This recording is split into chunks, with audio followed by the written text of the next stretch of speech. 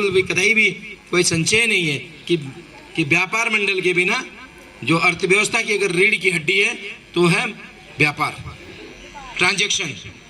आप सामान कितना ही भी बना दो, आप कितना सामान अच्छा बना दो और जाके उसमें रख दो, क्या एक गोदाम में रख दो, जब तक उसकी मार्केटिंग नहीं होगी तब तक वो सामान क्या है, एक कबाड़ा है।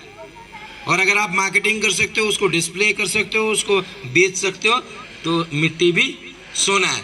तो मैं एक बार पुनः मैं आप लोगों का व्यापार मंडल का एक बार पुनः बहुत बहुत धन्यवाद और आभार व्यक्त करता हूं कि आप लोगों ने मुझे इस हेम दिवस पे इस महत्वपूर्ण कार्यक्रम में मुझे बुलाया। उसके लिए मैं आप लोगों का हृदय की गहराई से धन्यवाद करना चाहता हूं।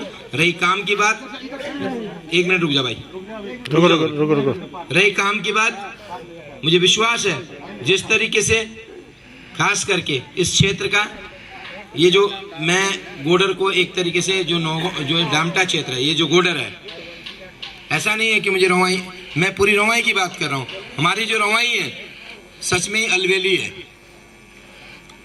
रवाई का किसी के कोई तोड़ नहीं है। हम लोग सेल्फ डिपेंडेंट भी हैं और दूसरे के सहायता के लिए भी सबसे आगे आते हैं। और एक समस्या और है, कोई भी आंदोलन हो तो रवाई का सबसे अग्रणीय रहती है, रवाई के लोग जो सबसे अग्रणीय रहते हैं। और उसका दो कारण है।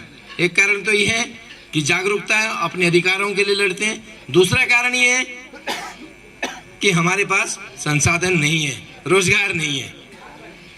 क्यों अध्यक्ष जी, गलत तो नहीं बोल रहा हूँ मैं? जब आदमी फ्री वाला सुखा आकर तो बाक रह रहा तो बोलेंगे चलो काम पे जाना है।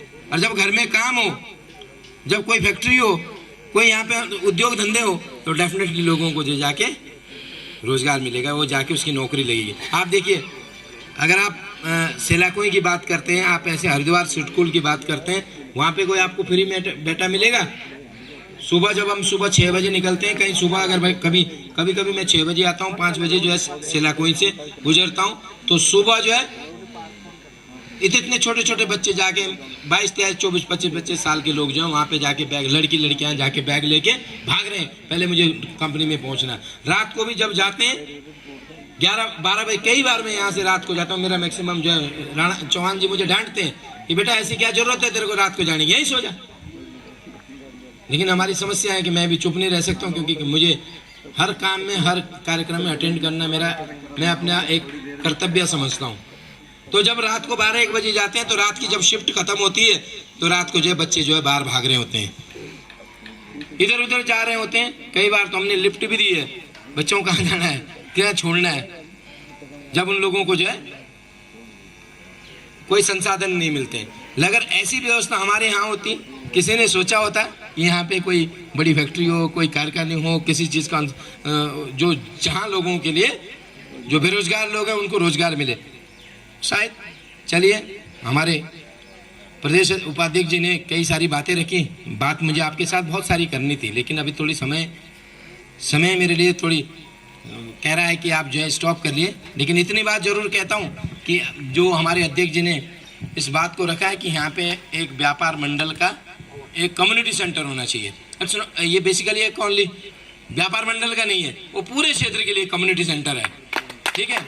जहाँ पे कभी शादी विवाह हो, कहीं कुछ वो कोई भी कार्यक्रम हो, किसी पार्टी के कार्यक्रम हो, किसी भी चीज़ के हो, वो गवर्नमेंट का ना हो। जैसे आचार संहिता लगती है तो वहाँ पे नहीं जा सकते हैं, जैसे गेस्ट हाउस में आचार संहिता के दौरान हम यहाँ नहीं कार्यक्रम कर सकते हैं। तो हमारा व्यक्तिगत एक ऐसा हमारे पास ऐसा कोई हॉल होना चाहिए जहाँ पे हम बैठ के कोई कार्यक्रम कर सकें। कोई बरसात हो, कई सारी, अब अगर बारिश होती तो सब भाग रहे होते, तो बैठे नहीं होते यहाँ। तो इस चीज़ के लिए बहुत अच्छी पहल है आपकी, मैं आपके साथ खड़ा हूँ। और मैं विश्वास देता हूँ, आपने 10 लाख की बात करी, 10 लाख बड़े महत्व नहीं रखते।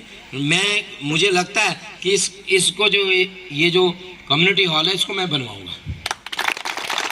अब वो कितने से बने, 4 से बने, 5 से बने, 10 से बने, जो भी हो, वो हम उसको बनवा देंगे। उसके पीछे कुछ हेतु है। कुछ कारण है उसके पीछे, मैं उसको मैं बनवा दूंगा।